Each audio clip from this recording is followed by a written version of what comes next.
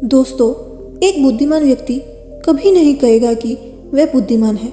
इसलिए नहीं कि ऐसा कहने से उसकी बुद्धिमत्ता कम हो जाएगी, बल्कि इसलिए क्योंकि वह ऐसा कहने की व्यर्थता को देख पाता है। दोस्तों, गौतम बुद्ध के जीवन से जुड़ी हुई एक छोटी सी कहानी जो आपको बताएगी कि वास्तव में बुद्धिमत्ता कौन है। एक नगर में एक लड़का रहा करता था। उसका दिमाग बहुत तेज था और उसकी खासियत ये थी कि वह किसी भी चीज को बड़ी जल्दी और आसानी से सीख लेता था।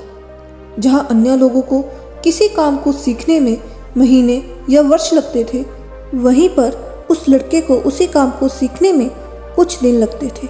उसकी ख्याति दूर दूर तक फैल गई थी और कहा जाने लगा था कि उस व्यक्ति के जितना बुद्धिमान कोई नहीं है। परंतु वह व्यक्ति तो जानता था कि वह भीतर से क्या है। हर व्यक्ति जानता है कि वह भीतर से क्या है, चाहे वो बाहर से कुछ भी दिखाए। वह व्यक्ति भी भीतर से तो परेशान था, परंतु वह अपने अहंकार से अपने परेशानियों को ढकना चाहता था। दोस्तों, ज़्यादातर लोग ऐसे ही करते हैं। वह व्यक्ति अपनी प्रसिद्धि को और बढ़ाने के लिए तरह तरह के काम सीख रहा था। वह चित्रकारी करना जानता था, वह मूर्ति बना सकता था और वह गीत गा सकता था, और वो दुनिया जहान का हर वो काम सीख चुका था जो उसने अब तक देखे हुए थे। इसलिए उसे अपनी बुद्धिमत्ता पर अहंकार था, क्योंकि कोई भी साधारण आदमी एक काम कर सकता है या दो काम कर सकता है, ज़्यादा से ज़्यादा 3 काम को कर सकता है, परंतु वह तो सैकड़ों काम को कर सकता था और बहुत अच्छे से कर सकता था। इसलिए उसे अपनी बुद्धिमत्ता पर अहंकार था। वह इस बात को अंदर ही अंदर मान चुका था कि उसके जितना बुद्धिमान इस दुनिया में कोई भी नहीं है। फिर एक दिन उसका सामना गौतम बुद्ध से होता है।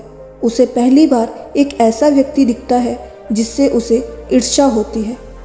अब तक उसने ऐसे लोग देखे हुए थे जो उससे ईर्ष्या करते थे, और जहाँ ईर्ष्या होती है वहाँ तुलना का होना निश्चित है। वह व्यक्ति अपनी तुलना गौतम बुद्ध के साथ करना शुरू कर देता है। वह देखता है कि बुद्ध के पास तो एक भिक्षा का कटोरा है, और लेकिन उसके पास धन की कोई भी कमी नहीं है। बुद्ध के वस्त्र तो साधारण थे, परंतु उसके वस्त्र बहुत कीमती है। बुद्ध तो जमीन पर नंगे पैर चलते हैं, परंतु वह नंगे पैर नहीं चलता। इसी तरह से वो आदमी सैकड़ों चीज़ों से अपनी तुलना गौतम बुद्ध के साथ करने लगता है, परंतु हर तुलना के बाद भी वह पाता है कि उसकी ईर्ष्या बुद्ध के प्रति 1% भी कम नहीं होती। वह व्यक्ति मन ही मन सोचता है कि मैं इस भिक्षु से अपनी तुलना क्यों कर रहा हूँ, जबकि मेरा जीवन इससे 100 गुना बेहतर है। लोग भी बुद्ध का सम्मान कर रहे हैं। आखिर इसके भीतर ऐसा क्या है जो मुझ में नहीं है, और जिसके कारण मेरे भीतर इसके प्रति ईर्ष्या है। बहुत देर अपने मन में उलझे रहने के बाद वह व्यक्ति तय करता है कि वह बुद्ध के पास जाएगा और उनसे पूछेगा कि उनकी उपलब्धि क्या है। वह व्यक्ति अपने सेवकों के साथ बुद्ध के पास जाता है और उनसे कहता है कि मैं इस इलाके का सबसे बुद्धिमान व्यक्ति हूँ, और आप अपने आसपास जो भी देख रहे हो मैं वो सब करना जानता हूँ। किसी भी कार्य को सीखने में मुझे बहुत ही कम समय लगता है। सभी लोग मेरा सम्मान करते हैं, परंतु इस सब के बाद भी मेरे भीतर आपके लिए ईर्ष्या है। मैं ये जानना चाहता हूँ कि आपकी उपलब्धि क्या है। ये सब लोग आपका आदर सम्मान क्यों कर रहे हैं। उसके बाद बुद्ध कहते हैं कि वैसे तो मेरी कोई उपलब्धि नहीं है, परंतु तुम कह सकते हो कि मेरी एक उपलब्धि है। वह व्यक्ति पूछता है कि क्या मैं जान सकता हूँ। तो फिर उसके बाद बुद्ध कहते हैं कि मेरी एक उपलब्धि है कि मैं सभी उपलब्धियों को छोड़ चुका हूँ। वह व्यक्ति बुद्ध से पूछता है कि मतलब, मैं कुछ समझा नहीं। बुद्ध उस व्यक्ति से कहते हैं कि क्या तुम्हें प्रशंसा अच्छी लगती है। वह व्यक्ति कहता है कि प्रशंसा तो सभी को ही अच्छी लगती है। उसके बाद बुद्ध कहते हैं कि तुम्हें निंदा अच्छी लगती है। तो वह व्यक्ति कहता है कि भला इस दुनिया में कौन है जिसे अपनी निंदा अच्छी लगे। उसके बाद बुद्ध कहते हैं कि जो तुम्हें अच्छा लगता है, जो तुम्हें बुरा लगता है, मैं इन दोनों से ऊपर उठ चुका हूँ। ना मुझे निंदा सताती है और ना ही मुझे अपनी प्रशंसा प्रसन्न करती है। बस यही अंतर है तुम में और मुझ में, और उसके बाद वह व्यक्ति बुद्ध से कहता है कि परंतु ये कैसे संभव है। बुद्ध मुस्कुराते हैं और उस व्यक्ति से कहते हैं कि तुमने सैकड़ों काम सीखे, लेकिन एक सबसे जरूरी काम को तुम सीखना भूल ही गए। वह व्यक्ति बुद्ध से पूछता है कि कौन सा काम बुद्ध? बुद्ध कहते हैं कि अपने मन को नियंत्रण करना। क्या तुम्हें आता है? बुद्ध की वह बात सुनकर व्यक्ति समझ जाता है कि ईर्ष्या का यही कारण था।